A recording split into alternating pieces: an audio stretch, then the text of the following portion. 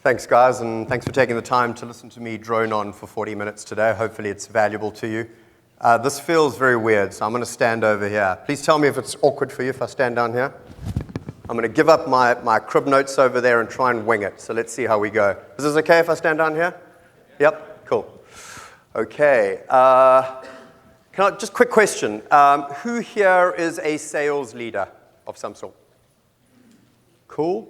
Marketing leaders? Individual sales contributors? Okay, cool. So a bit of a spectrum. So I want to talk a little bit about how to run your team like a data scientist. Let's just get straight into it.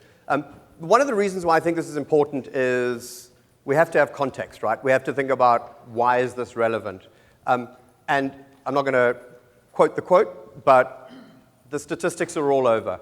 That if you are more data-driven within the sales organization, you are just more successful. So I think this is just an indisputable fact. I think that what we're seeing, you can Google it anywhere, and you'll get a whole bunch of data coming back that proves out the point. And I just took out a credible publication, Harvard Business Review, that talks to this. What's interesting here is, if you look at the thing there, it talks about your bottom-performing reps. You really want to improve those guys. Because the guys that are your eagles, the people that are over 100%, you're not really too focused on worrying about improving them because they're doing a great job. What we really want to focus on is those reps that are perhaps struggling a little bit. And using data to try and drive behaviors definitely does work. And hopefully I'll prove that out during the course of today's session. Another reason why it's important is because most of us work for CEOs. And Bob Brennan, who's a well-known CEO in the Boston area, was the CEO of Iron Mountain, now the CEO of Veracode, came up with this quote, which I think is great. Every company, and more particularly every CEO, has two kinds of problems. The first one is not enough revenue, and then everything else, right? So CEOs are absolutely focused on revenue. And most of us here are probably in companies that are looking to grow. I don't know too many people that are very happy with staying stagnant. And as a result of that, we're continually thinking about how do we grow? How do we get more? How do we do better, right? So if you have a boss, you want to make sure you can speak his language. It is advisable. So let's get into what a data scientist is. So I'm kind of going to read this a little bit. This is a definition of a data scientist as per IBM. So these are people with a background in computer science, applications, modeling, statistics, analytics, and math. Strong business acumen with an ability to communicate findings to business and IT. I'm not going to read it all. You can kind of read it for yourself. But this is kind of a data scientist, right? So as the world is moving, I think that in the sales profession, we are lagging our colleagues in the marketing world. Our colleagues in the marketing world have been more data-driven earlier on than we are, and we are now paying catch-up, the sales professionals. But I guess you're also thinking, as a sales leader, that is certainly not me. It's certainly not me. Although I come from a finance undergrad background, I spent the early part of my career in investment banking, but I'm certainly not a data scientist, and I do not aspire to become one. But I want to see if I can cheat my way to becoming a data scientist. So most sales leaders probably in the room are thinking, I don't have those 5 characteristics that you just listed up there. So the good news is you don't have to. A lot of salespeople think like this. A lot of sales leaders think like this. Listen, I don't need all this data crap. I'm an artist, right? I'm good with people. People like me. I take them to ball games, steak dinners, like it's all relationship. I don't need this data stuff. It's not going to make me any better. Just leave me alone, back off, I'll go and get the deals done. Well, if that's the case, buddy, I think you're coming very close to the end of the road, right? People with that attitude are dinosaurs in our industry, and it's not okay just to focus on the artistic element of sales. We have to combine it with the science and the data that exists out there to make us better, because there is empirical data out there that just proves that we can be a lot better. So, but I do want to go back to the art and the science, because I think that for those of you that have ever done a deal, for those of you that have ever led sales teams, you will know that the artistic side is still absolutely relevant. So if we read the common marketing theory that exists out there, we know that about 55 to 75 to 65, depending on which report you read, of the sales cycle is completed by the time a human being engages, right? But that means a human being still has a massive impact. So I don't want to take the artistry side and push it and say that all salespeople can be robots, because I fundamentally do not believe that to be true.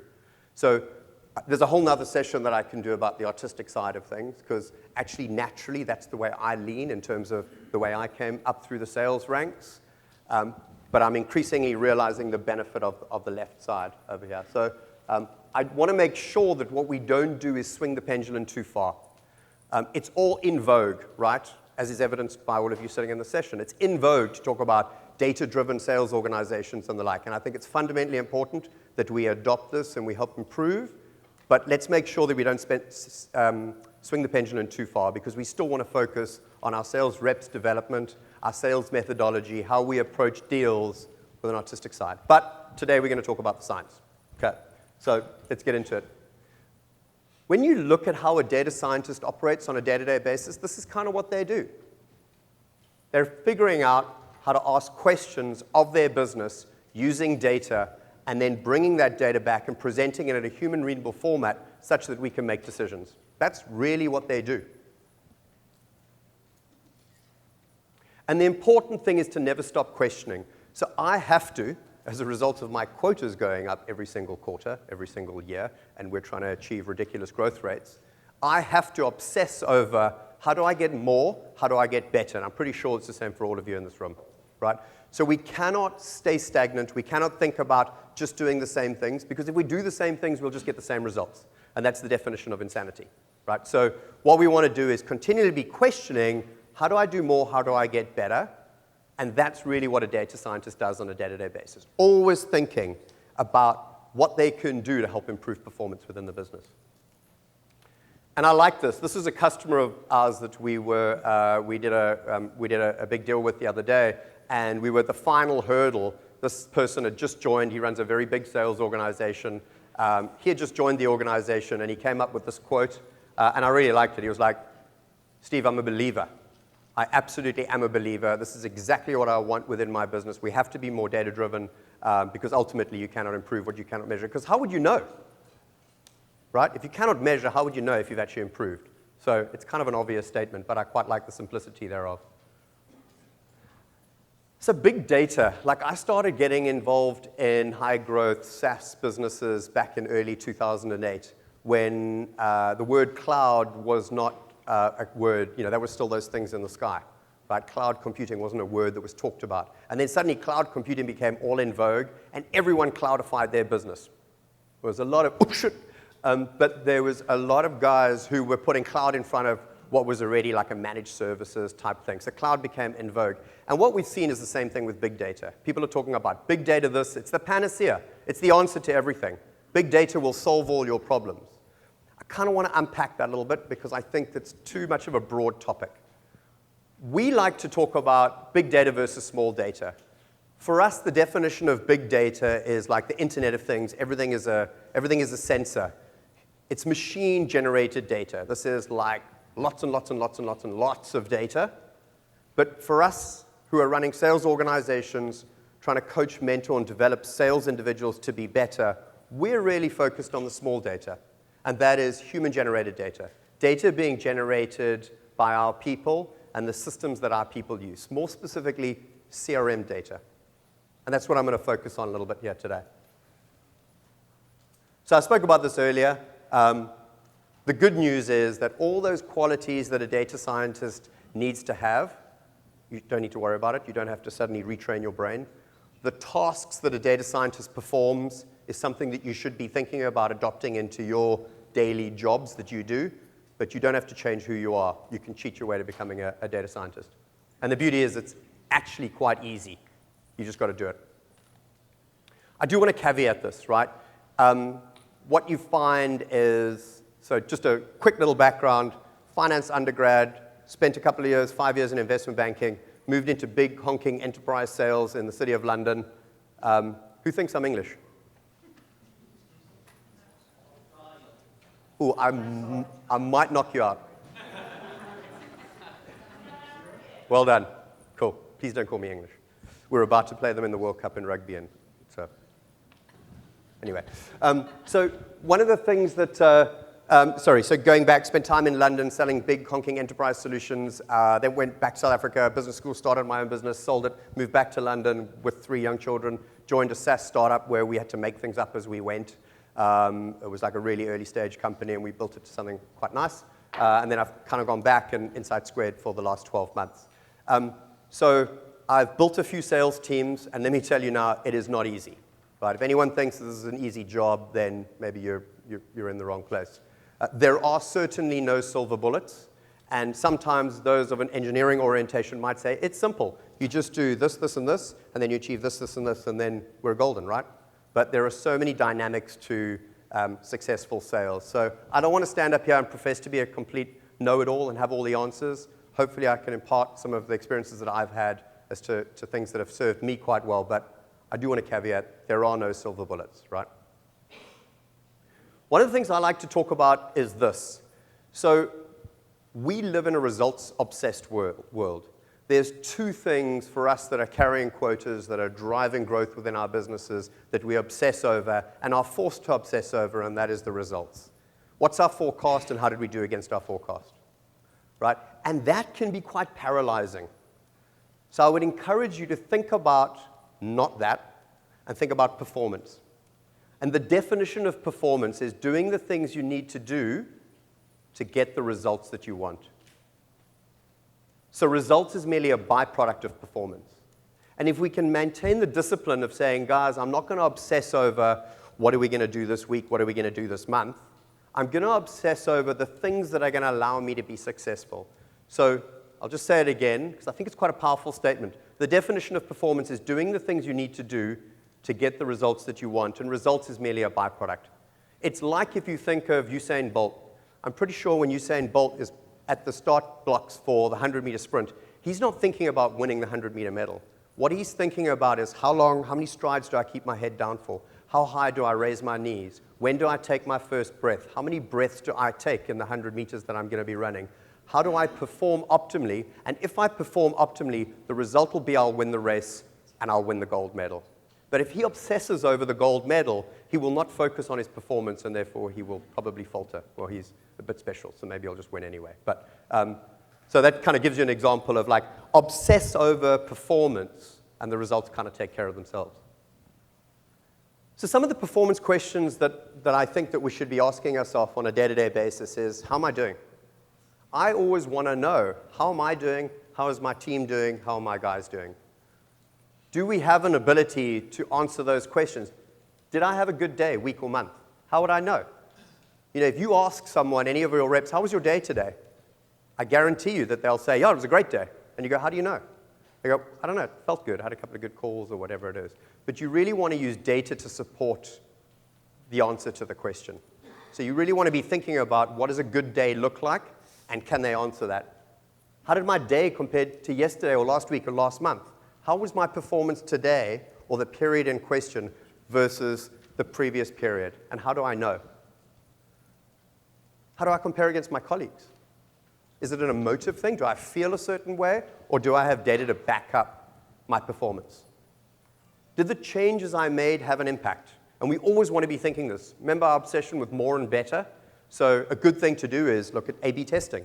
You know, if you've got a particular value proposition that you want to test, a pitch or an approach, split your team into do the traditional way, take the second part of the group and let them go out to market and test a message or a pitch or an approach, see how it works, and if you get a better result, just port everyone over to the new way of doing things.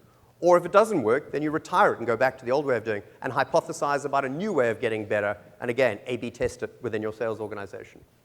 And you want to be able to test, and how do you know? Right? So we have to use data to support whether the changes you made were effective or not.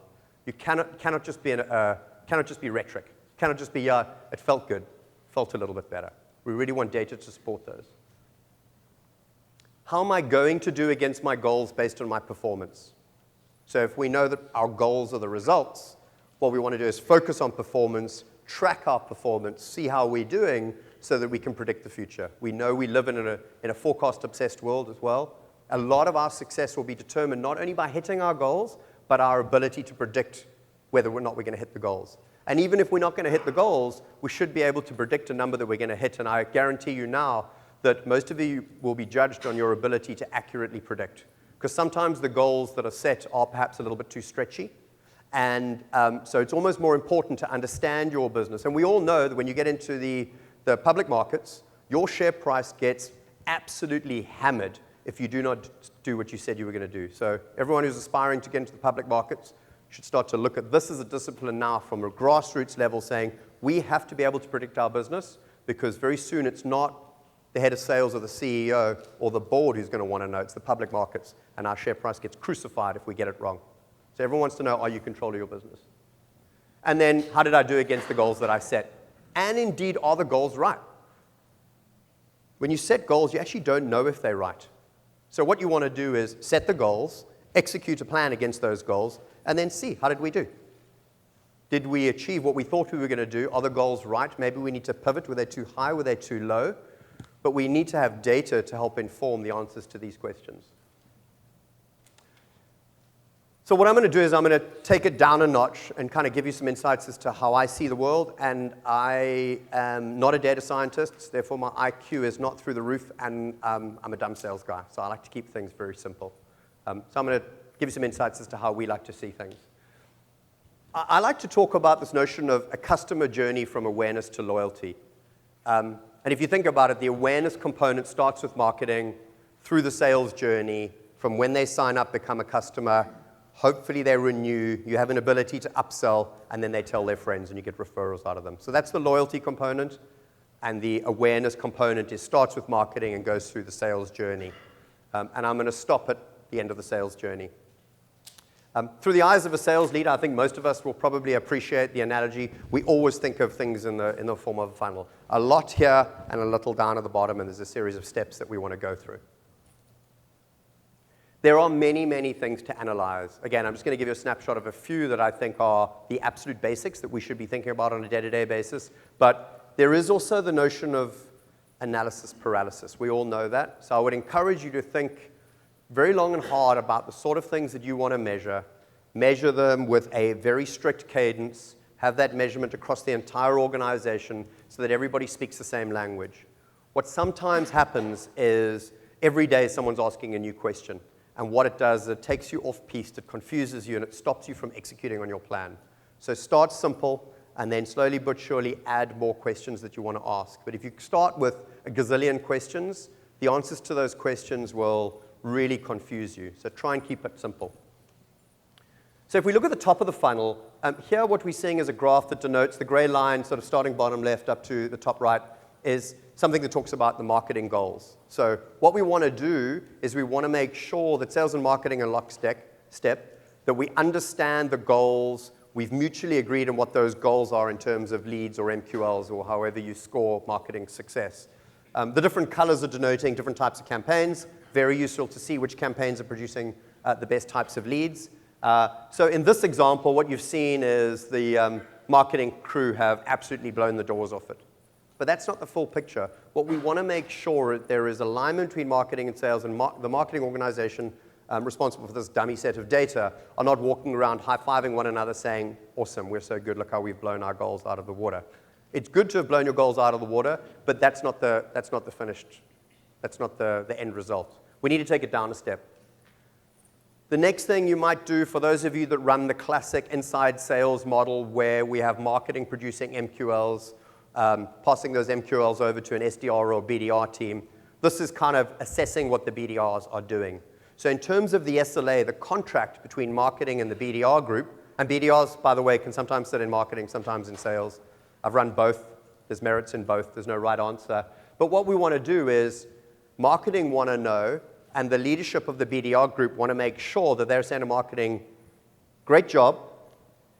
We're accountable now to taking that ball and catching it and doing things that we said we were going to do. So we'll have an SLA around number of calls we will make, the number of touches we will put into a lead. Like, what is our SLA before we say we either convert it to an opportunity or we say no? So you want to highlight what those SLAs are, and then you want to monitor and measure those things with a daily cadence.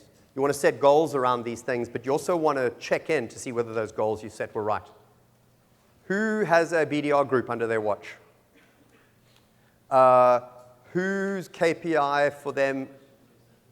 A BDR, business development rep, those people who set appointments, okay, or SDR, sales development reps. Whose KPI for those guys is measured, other than the result, which is meetings, opportunities, Who has a strict KPI around number of dials? Whose dials is more than 80? Whose dials is less than 50? Cool. So you can already see people have different versions of what works for them. So there is no single point of truth here. There is no right answer. To be fair, no one's ever going to get hold of me on the phone. Ever. I don't answer my phone, especially if it has no caller ID. You're going to get hold of me via email or via LinkedIn message. So if I tell my guys who are trying to sell to guys like me to make 120 dials a day, well, then I'm probably wasting their time. I need to think about blending their activities that is appropriate for them to achieve the results they want. Right? So we want to start thinking, and firstly what we do is hypothesize as to what those KPIs should be, execute on those, and see what the results are. And then maybe look at tweaking the dials to see what is the right blend of doing that. So what we're looking at here is a simple graph. Again, it's good metrics to track, whether it's, and you can set whatever metrics you want, but calls, what's your call to connect ratio, what's your connect ratio to meeting scheduled ratio, what is your ops sourced from meeting scheduled. So it helps you look at their funnel. The BDRs accepting leads and then doing things to convert this into an opportunity. And we want to know, have we set them the right KPIs? Are we driving the right behaviors? Are we yielding the results that we hypothesized that we would yield? Similarly, this is very important when it comes to capacity planning.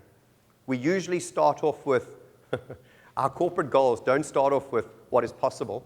They start off with, how much money did we raise? Awesome. So we've got to do like 150% growth this year. Cool. Here's the number. Let's re-engineer and architect a plan that gets us there. How many leads do we need? What is our lead accepted? How many calls need to be made on the leads that were given to connect? How many connects, conversations do you have to schedule a meeting? How many meetings do we need to have to convert into an opportunity? So I would encourage you to start thinking of top-down, bottom-up, right? You take the top-down corporate number that's being given to you, and you re-engineer how you're going to get there, and then you've got to look at your human being capacity and your marketing capacity, whether they can flow enough leads into the funnel to ultimately get you there, and you reconcile in the middle. Now, what we often then do is so if we look at this graph, we go like, look at that, awesome. I've done tons of calls. I've spoken to 10 people. Each person's spoken to 10 people a day. They've each booked 2 meetings a day. We're golden. We're now high-fiving one another. So marketing have high-fived themselves here, and BDRs have high-fived themselves here. But what we want to make sure is the yielding pipeline as a result of those efforts is the right kind of pipeline. The blue line here, the kind of light blue line at the top, talks about in. The red, the kind of the bars. The red bars below the line denote out. So what we want to make sure is they're not throwing shit against the wall, over the wall, right? So we want to make sure that we are having a high level of quality control. Because those 2 previous slides, you might have 2 departments that are going on spiffs at the end of the month, that are celebrating their successes, but when it goes over to the guys carrying a quota, they're realizing the pipeline that these guys are producing for me is just not of a quality that we can do anything with. So you want to look at the net inflow, outflow, not just what's going in, keeping the other parts of the organization, that kind of trifecta between marketing, BDR, and sales, that everybody is holding themselves accountable and keeping themselves honest. This is my favorite. So the next 2 slides are my favorite. If there was only 2 metrics that I would ever look at, it would be this one and the following one, and that is the sales conversion funnel. I hate the notion of applying a weighting to opportunities based on sales stages. So some people will set up their Salesforce instance where they will say, if it's at stage 1, give it a 10% weighting. If it's at stage 2, give it a 15, et cetera, et cetera. That's complete bullshit. It's just completely made up. You should be using empirical data to inform that, and this is what you're seeing here is conversion ratios through the different stages in the funnel. Right? This cannot be a human being made up decision, because you will just make bad decisions if that is the case. You want to look at saying, how much do I need at the top so that I can hit the numbers that I need at the bottom based on actual conversion rates? But this is only one component. Sorry, the other thing that I think is hugely important here is this is so powerful as a coaching tool for individual reps. So powerful, because what you want to do is say, okay, if this is my aggregate across my organization, a 22% conversion rate from stage 1 all the way through, how does this compare within separate sales groups, perhaps selling different products? So there might be some nuances. So organizationally interesting, but when we want to drive improved performance, we need to take it down a level. So how does different products align to our sales funnel? How do different teams align to their sales funnel? And then how does an individual rep compare to another individual rep within the same team? And if we see wildly differing conversion ratios, it's an absolute trigger for coaching. So very quickly you can realize if someone is losing most of their opportunities from stage 1 to 2, therefore you're worried because they're burning through pipeline. But you might say, well, either the pipeline they're getting is crap, so we need to look at that. But similarly, maybe their ability to tell stories and convince people to come and engage with us through an evaluation phase is where we need development on them. So let's do some sales training, some coaching, and mentoring. So very, very informative. Just wondering if you could read the stages. Sure. So they could be anything, but this is qualifying, evaluation, buying process, fulfillment, and deal. These sales stages actually are aligned. Sure. So I'll tell you the logic behind the stages, and then I'll read them again. What we do here is we talk about a buyer experience, not a selling experience. So we try and map our sales stages to the journey that a buyer is going on. So they're qualifying us to see whether or not they want to keep talking to us. Stage 1. Stage 2, we actually have another stage in our actual, this is kind of dummy data. We have a stage 2 that's called discovery, which is we're discovering whether or not we can do business together. They're discovering whether or not we're an organization that they could potentially buy from, and is this technology that they want to evaluate. So we're evangelizing at this stage, the art of the possible, this is what we do, this is our value proposition. They then make a decision to go into an evaluation phase where they start evaluating us. They start evaluating whether or not they actually want to buy, whether or not this is technology or services or products, whatever it is, that they want to endorse and put into their business. Once you pass that, you've got someone saying, I'm in, this is my project, or I'm the sponsor. I now need to go through a buying process internally, which is I need T's and C's to be looked at. I need to make sure that commercially we're in good shape, et cetera, et cetera. So I, as your sponsor, have made a decision that I'm in and I want to do this. I'm now trying to get a quorum internally. The next phase would be fulfillment, which is, guys, we're good. T's and C's are agreed. Commercials are done. You should receive the order in the next 2 or 3 days. So just kind of fairly standard sort of sales stages that you might want to think about. So very, very, very valuable information here. Very, very valuable information to help inform capacity planning, coaching, how many leads you need. But you have to overlay it with this, which is how long does it take? Yeah. The lead stage, is that both marketing qualified leads and sales qualified, or is it? So it depends how you decide to do it. Everyone's different. I like the idea of having a lead, which is usually data. Then I like the idea of something happening, some interaction with your content perhaps, which causes a slight hand raise, which would be a marketing qualified lead. So in other words, marketing have done something to create this. The marketing qualified lead then goes over to perhaps BDR, where they have that human interaction. They try and book the meeting. If the meeting is accepted by the salesperson, I would call that then a sales accepted lead. In other words, looks good, I'll take it, thank you very much. I'm going to accept it. And then I do the first meeting, and I have the conversation, and I'm going to say, you know what, that's now a sales qualified lead. I've had the first conversation, I've qualified it, I'm going to take ownership. It's now my responsibility to try and take them down the journey to turn them into a customer. Does that make sense? Yep. So overlaying the conversion rates with sales cycle helps you figure out how much stuff you need at what point in time so you can forecast more accurately. Because our conversion rates might be, 90%. That's great.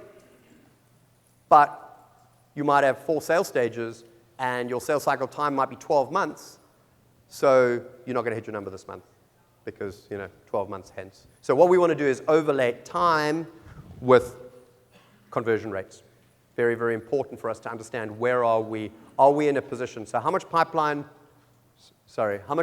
do I need, and where does it need to be for me to hit my number at the right time? So looking at those conversion rates and sales cycle, 2 very, very important pieces of data. The other thing that we want to start thinking about is, are we wasting time on time wasters? All of our guys hate saying checking out of a deal. they hate checking out of a deal. So they are like, I think I'm in. And most salespeople have happy ears. The reason for that is because we get rejected all the time. It's a terrible job. People say no more than they say yes. So they get so depressed with themselves. And when someone says kind of, they go, yeah, baby, I'm in. Deal review. So how's that deal looking? Amazing. Absolutely amazing. They said kinda, I'm forecasting it. Oh, really? That's awesome. Well, they didn't tell me to get, so this is good news, right? Well, hold on. Let's look at the makeup of that deal. Let's look at the information that you have. Let's do a full inspection of that deal and where we are on that deal to figure out, is this the right type of account we should be chasing? Just because somebody who might perhaps not be the type of persona you want to sell to is maybe helping you educate them, is saying kinda, you want to make sure that you're not wasting time on time wasters. Let me give you an example. The best way to quantify the cost of a salesperson, back of an envelope type math, if you have $1 million quota, you divide that by 12 months, you divide that by 4.5 weeks, you divide that by 5 days, you divide that by 8 hours, you get to something like $462 per hour. That's the cost of a salesperson's time per hour. I just did that in my head. I'm joking. I did it 5 minutes before I came in. So that is about the cost of someone coming at $1 million target, right? So if it's $500,000, it's half of that.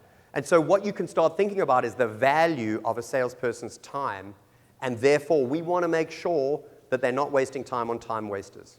So not only is the quality of the pipeline needs to be inspected, but the quality of the individual deal, their engagement, and the human beings that they're engaging with, what the next steps are. So you can help assess and be that critical eye on their business as to whether or not they should really be spending time on those opportunities.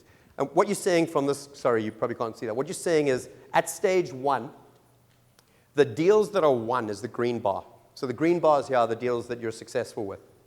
You can see that you're sitting in this example data at stage 1 for less than 10 days, and then you shift straight through the funnel. But the deals that you lose, you spend about 22.5 days at that time.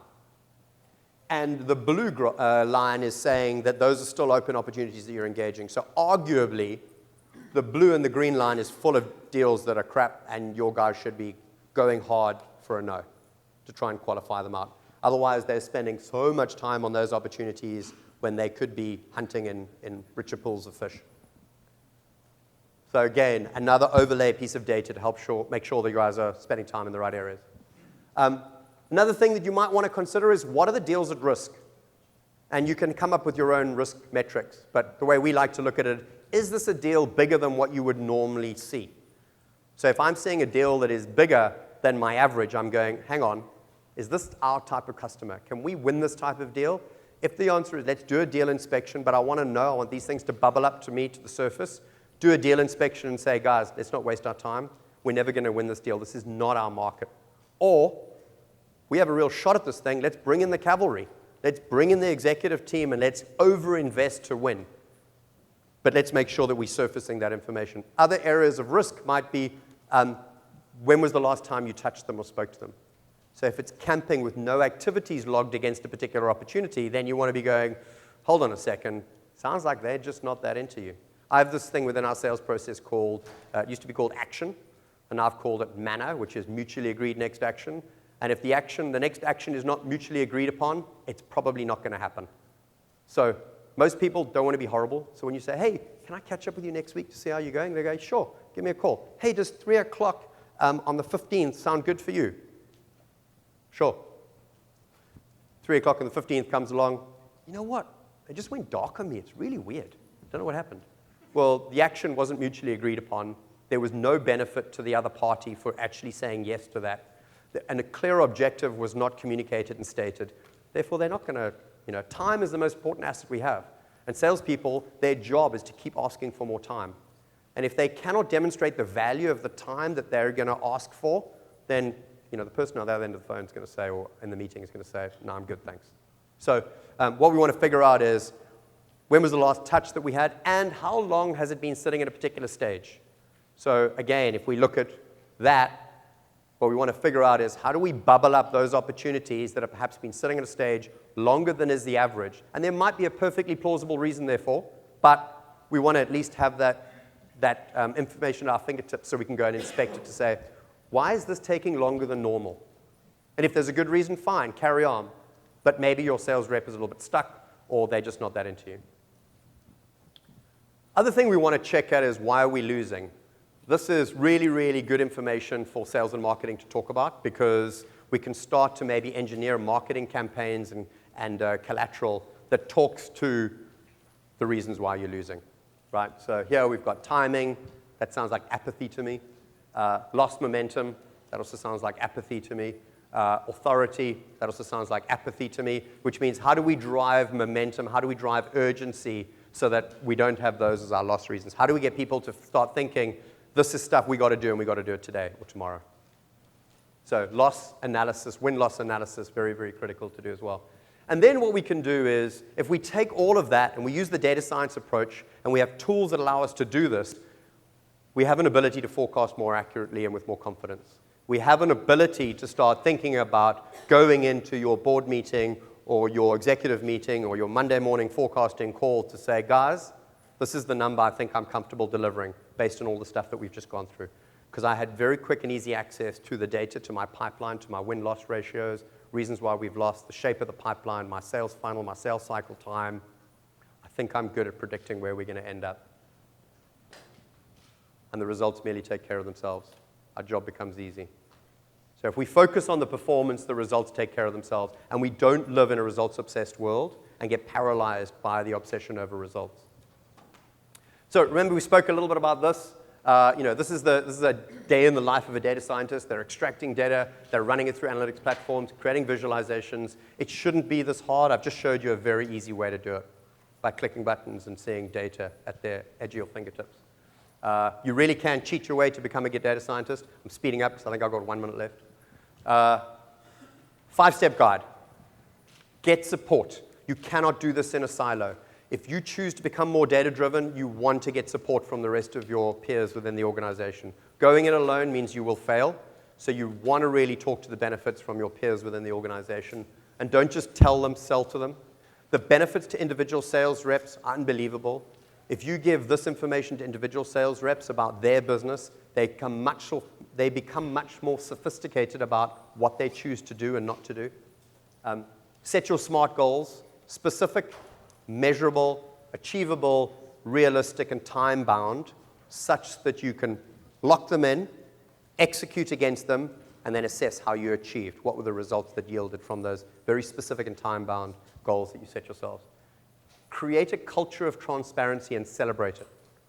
The amount of people I've spoken to are like, no, I don't want people knowing about that. I don't want my CEO to know what I'm doing. I don't want other parts of the business to have visibility into the sales part of the business. I mean, that is just ludicrous, because people are there to help, right? We're all on the same team. And then let's make sure that our one-to-one reviews with individual reps, that all the conversations about driving the business forward are using data to inform those conversations, not just opinion. I mean, it's obvious, right? Data shows data-driven teams will perform better. It's not that hard if you know how. You just need the tool to be able to do so. If you want to improve, I always swear, but this room is too big for me to get away with it, so I'm not going to. You should just do it. Do it, measure it, assess it, look to improve it, and then repeat cycle. That's it.